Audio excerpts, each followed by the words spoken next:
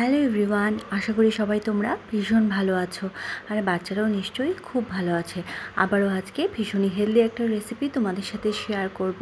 তো যদি ভিডিওটা ভালো লেগে থাকে তাহলে অবশ্যই একটা লাইক করে দেবে, আর যদি আমার চ্যানেলে নতুন হয়ে থাকো চ্যানেলটাকে সাবস্ক্রাইব করে মাম এন্ড মাঞ্চকিনের সঙ্গে থেকো। তাহলে চলো রেসিপিটা কীভাবে প্রিপেয়ার করছি একবার দেখে নিই। তো এই রেসিপির জন্য প্রথমে আমি এখানে নিয়ে নিচ্ছি 2 টেবিল স্পুন রাইস।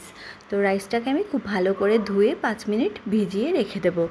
আর তার সাথে আমি এখানে নিয়ে নিচ্ছি ওভারনাইট ভিজিয়ে রাখা গ্রিন মুগ, যেটা হচ্ছে সবুজ মুগ ডাল। সেটাকে আমি ওভারনাইট ভিজিয়ে রেখেছিলাম। এবার এখান থেকে আমি 2 চামচ মতো নিয়ে নিয়েছি।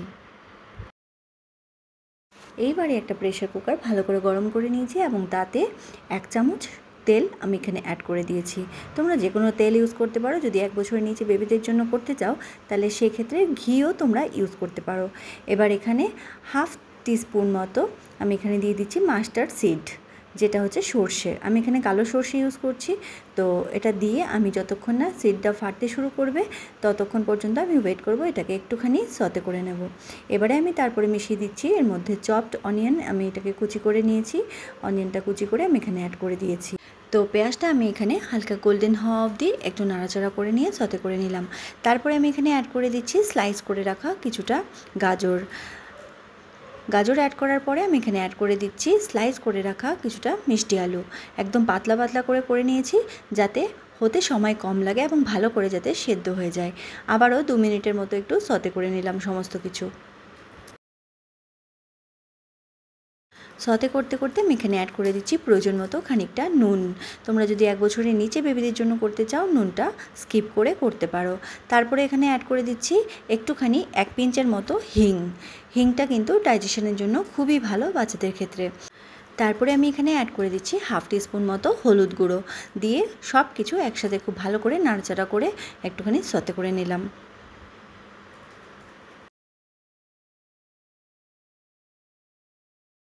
সতে করা হয়ে যাওয়ার পরে আমি এখানে অ্যাড করে দিচ্ছি চাল, যেটাকে আমি ভালো করে ধুয়ে নিয়েছি 3 বারের মতো।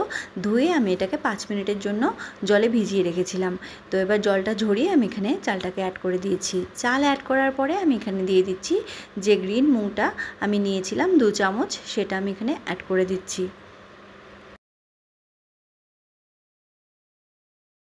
এবারে সব কিছু আবারও একসাথে খুব ভালো করে মিক্স করে নিচ্ছি।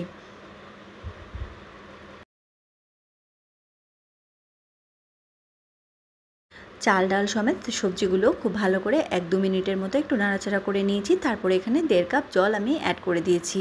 তোমরা কতটা পরিমাণ নিচ্ছ সেই প্রয়োজন মতো তোমরা জলটা অ্যাড করে নেবে। দিয়ে আবারও একবার ভালো করে নাড়াচাড়া করে নিয়েছি। যতক্ষণ না ফুটতে শুরু করবে ততক্ষণ পর্যন্ত আমি একটু ওয়েট করে নিচ্ছি। তো দেখো ফুটতে শুরু করে দিয়েছে। এবার আমি ঢাকা চাপা দিয়ে এটাকে রান্না করে নেব। তো আমি এখানে 4টে হুইসেল দিয়ে রান্নাটা কমপ্লিট করব।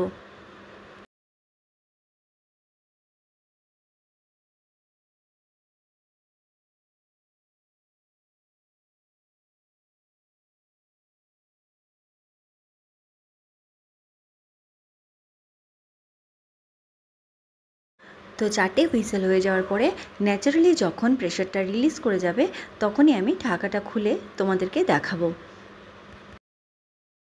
তো প্রেশারটা অটোমেটিক্যালি রিলিজ হওয়ার পরে আমি ঢাকাটা খুলে তোমাদেরকে দেখাচ্ছি সব কিছু কিন্তু খুব ভালো করে সেদ্ধ হয়ে গেছে। আর তোমরা যদি এই খাবারটা 8 মাস 9 মাস 10 মাস এই ধরনের ছোটো বেবিদের জন্য করতে চাও তবে সেক্ষেত্রে তোমরা ভালো করে ম্যাশ করে খাবারটা সার্ভ করতে পারো। তাতে কিন্তু বাচ্চাদের খুব একটা অসুবিধা হবে না। আর যদি মনে করো তোমরা কি খাবারটা ব্লেন্ড করে দেবে তবে সেক্ষেত্রে পুরোপুরি ব্লেন্ড না করে একটুখানি ছেড়ে 1-2 বার ব্লেন্ড করে নিয়ে কিন্তু তোমরা সার্ভ করতে পারো। তাতেও কিন্তু বেবিদের খেতে খুব সমস্যা হবে না। তো এখানেই দেখতে পাচ্ছ আমি কিন্তু খাবারটাকে হালকা একটু ম্যাশ করে নিয়েছি এবং তাতে খাবারের টেক্সচারটা কিন্তু খুব ভালো আসে। তো এবারে আমি আমার বেবিকে সার্ভ করে দিয়েছি। হালকা একটু উপর থেকে ঘি ছড়িয়ে এবং কয়েক ফোঁটা লেবুর রস দিয়ে আমি কিন্তু খাবারটা বেবিকে সার্ভ করেছি এবং বেবির কিন্তু বেশ ভালো লেগেছে। তোমাদের কেমন লেগেছে অবশ্যই তোমরা জানাতে ভুলবে না। যদি ভালো লেগে থাকে একটা লাইক করে দেবে। দেখা হচ্ছে পরবর্তী ভিডিওতে। ততক্ষণ তোমরা ভালো থেকো, সুস্থ থেকো। টাটা।